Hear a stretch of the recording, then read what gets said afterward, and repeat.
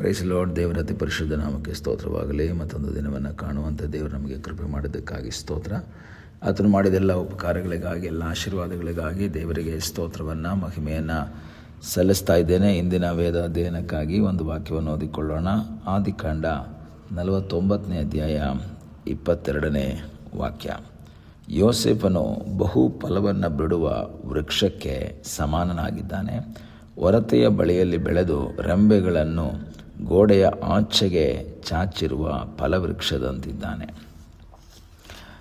ಯಾಕೋಬನು ತನ್ನ ಎಲ್ಲ ಮಕ್ಕಳನ್ನು ಕರೆಸಿ ಮುಂದಿನ ದಿನಗಳಲ್ಲಿ ಅವರ ಜೀವಿತದಲ್ಲಿ ಅಥವಾ ಅವರ ಒಂದು ಲೈಫಲ್ಲಿ ಏನು ನಡೀತದೆ ಎಂಬುದಾಗಿ ಒಂದು ಕಾಲಜ್ಞಾನವನ್ನು, ಒಂದು ಪ್ರವಾದನಾ ರೀತಿಯಲ್ಲಿ ಹೇಳೋದನ್ನು ನಾವು ನೋಡ್ಬೋದು. ಎಲ್ಲ ಮಕ್ಕಳನ್ನ ಕರೀತಾನೆ. ಮುಂದಿನ ಕಾಲದಲ್ಲಿ 1ನೇ ವಾಕ್ಯದಲ್ಲಿ ಓದ್ತೀವಿ, 49:1, ನೀವೆಲ್ಲರೂ ಕೂಡಿ ಬನ್ನಿರಿ, ಮುಂದಿನ ಕಾಲದಲ್ಲಿ ನಿಮಗೆ ಸಂಭವಿಸುವುದನ್ನು ತಿಳಿಸುತ್ತೇನೆ. ಆಗ ಮುಂದೆ ಏನಾಗುತ್ತೆ ಎಂಬುದನ್ನು ಯಾಕೋಬನು ಒಂದು ಪ್ರವಾದನಾ ರೂಪದಲ್ಲಿ ಅಲ್ಲಿ ತನ್ನೆಲ್ಲ ಮಕ್ಕಳನ್ನು ಕರೆಸಿ ಒಬ್ಬೊಬ್ಬರಿಗೆ ಒಂದೊಂದು ರೀತಿಯ ಮಾತುಗಳನ್ನು ಹೇಳ್ತಾನೆ. ನೀವು ಈ ರೀತಿ ಆಗ್ತೀರಾ, ನೀವು ಈ ರೀತಿ ಆಗ್ತೀರಾ, ಹೀಗೆ ನೀವು ಆಗ್ತೀರಾ, ಇಷ್ಟು ಉನ್ನತವಾಗ್ತೀರಾ, ಇಲ್ಲ ಡೌನ್ ಆಗ್ತೀರಾ, ಏನೋ ಎಲ್ಲವನ್ನು ಹೇಳ್ತಾ ಇದ್ದಾನೆ. ಹೇಳ್ತಾ ಬರುವಾಗ ಯೋಸೇಫನ ಬಳಿಯಲ್ಲಿ ಬರುವಾಗ ಯೋಸೇಫನು ಬಹು ಫಲವನ್ನು ಬಿಡುವ ವೃಕ್ಷಕ್ಕೆ ಸಮಾನನಾಗಿದ್ದಾನೆ.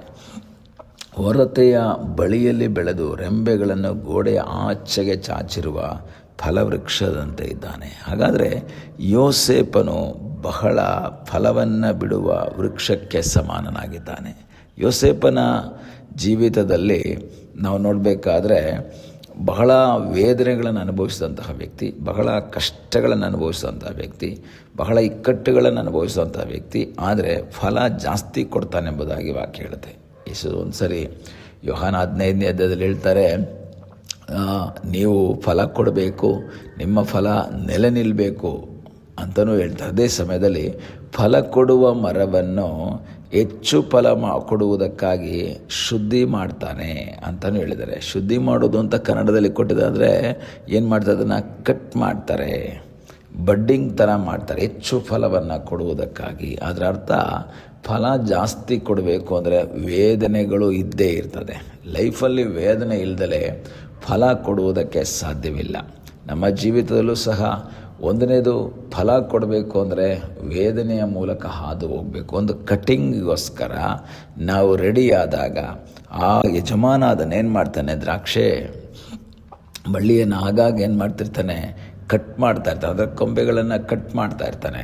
ಕಟ್ ಮಾಡಿದಾಗ ಮತ್ತೆ ಹೊಸ ಚಿಗುರುಗಳು ಬರ್ತದೆ, ಹೊಸದಾಗಿ ಮತ್ತೆ ಬೆಳ್ಕೊಳ್ತದೆ. ಅದು ಫಲ ಜಾಸ್ತಿ ಕೊಡುವುದಕ್ಕೆ ಸಾಧ್ಯವಾಗುತ್ತೆ. ಬೆಳಗ್ಗೆ ವಾಕ್ಯವನ್ನು ಕೇಳುವಂತಹ ದೇವರ ಮಕ್ಕಳೇ, ನಿಮ್ಮ ಜೀವಿತದಲ್ಲಿ ಫಲ ಕೊಡಬೇಕು ಅಂತ ಹೇಳಿದ್ರೆ ಒಂದು ಕಟ್ಟಿಂಗಿಗಾಗಿ ಒಪ್ಪಿಸಿಕೊಡಬೇಕು. ಯೋಸೇಫನು ಬಹು ಫಲವನ್ನು ಬಿಡುವ ವೃಕ್ಷಕ್ಕೆ ಸಮಾನನಾಗಿದ್ದಾನೆ ಅಂತ ಹೇಳಿದಾಗ ಅವನು ಅನುಭವಿಸಿದಂತಹ ವೇದನೆಗಳು, ಅವನು ಅನುಭವಿಸಿದಂತಹ ಕಷ್ಟಗಳು ಅದು ಕಡಿಮೆ ಆಗಿರಲಿಲ್ಲ. ಅವನ ಜೀವಿತದಲ್ಲಿ ಸಹೋದರರಿಂದಲೂ ಇತರರಿಂದಲೂ ಎಲ್ಲ ಕಡೆಯಿಂದಲೂ ವೇದನೆಯನ್ನು ಅನುಭವಿಸಿದಂತಹ ವ್ಯಕ್ತಿಯಾಗಿದ್ದ. ಆದರೆ ಈಗ ಯಾಕೋಬ ಅವ್ರಿಗೆ ಹೇಳ್ತಾ ಇದ್ದಾನೆ, ಅವನಿಗೆ ಹೇಳ್ತಾ ಇರುವಂಥದ್ದು ಏನಂದರೆ, ಯೋಸೇಫ ನಾರ್ಮಲ್ ಫಲ ಕೊಡುವನಲ್ಲ, ಬಹು ಫಲವನ್ನು ಕೊಡುವಂಥ ವೃಕ್ಷಕ್ಕೆ ಸಮಾನನು.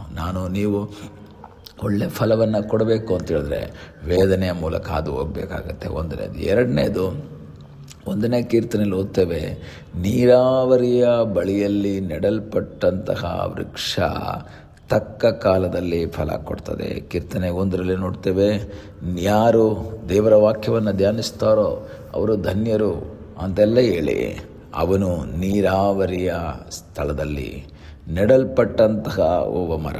ಕನ್ನಡದಲ್ಲಿ ನೀರಾವರಿಯ ಬಳಿಯಲ್ಲಿ ಬೆಳೆದಿರುವ ಮರ ಅಂತ ಕೊಟ್ಟಿದ್ದಾರೆ, ಆದರೆ ಇಂಗ್ಲೀಷಲ್ಲಿ ಪ್ಲ್ಯಾಂಟೆಡ್ ಅಂತ ಕೊಟ್ಟಿದ್ದಾರೆ. ಆದರೆ ನೆಡಲ್ಪಟ್ಟಂತಹ ಒಂದು ಮರವಾಗಿ ಯಾರು ನೀರಿನ ಬಳಿಯಲ್ಲಿ ನೆಡಲ್ಪಟ್ಟಿರ್ತಾರೋ ಅವನು ಫಲವನ್ನು ಕೊಡ್ತಾನೆ.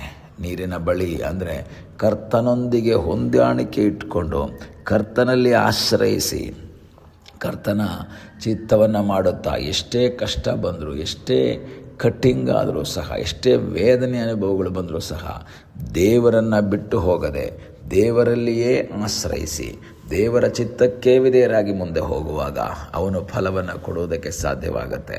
ಯೋಸೇಫನ ಜೀವಿತದಲ್ಲಿ ಇಷ್ಟೆಲ್ಲ ಕಷ್ಟಗಳು ಬಂದರೂ ಸಹ ವಾಕ್ಯ ಹೇಳ್ತದೆ, ಯೆಹೋವನು ಯೋಸೇಫನ ಸಂಗಡ ಇದ್ದನು. ಯೆಹೋವನು ಯೋಸೇಫನ ಸಂಗಡ, ಅದರ ಅರ್ಥ ಯೋಸೇಫನು ಯೆಹೋವನ ಸಂಗಡ ಇದ್ದ. ಆ ಕಷ್ಟಗಳ ಮಧ್ಯದಲ್ಲೂ ಅವನು ಗುಣಗುಟ್ಟದೆ, ನಿರಾಶೆ ಪಡದೆ ಆತನ ಮುಖವನ್ನು ನೋಡುತ್ತಾ ಮುಂದೆ ಸಾಗಿದ್ದರಿಂದ ಫಲಭರಿತವಾದ ಒಂದು ಜೀವಿತವನ್ನು ನಡೆಸುವುದಕ್ಕೆ ಅವನಿಗೆ ಸಾಧ್ಯವಾಯಿತು. ಈ ಬೆಳಗ್ಗೆ ವಾಕ್ಯವನ್ನು ಕೇಳುವಂಥ ದೇವರ ಮಗುವೆ, ನಿನ್ನ ಜೀವಿತದ ವೇದನೆಯ ಮಧ್ಯದಲ್ಲಿ, ನಿನ್ನ ಜೀವಿತೆಯ ಕಷ್ಟದ ಮಧ್ಯದಲ್ಲಿ, ನಿನ್ನ ನಿರಾಶೆಯ ಮಧ್ಯದಲ್ಲಿ ನಿನಗೆ ಸಹಾಯ ಮಾಡುವ ಸರ್ವಶಕ್ತನಾದ ಒಬ್ಬ ದೇವರಿದ್ದಾನೆ.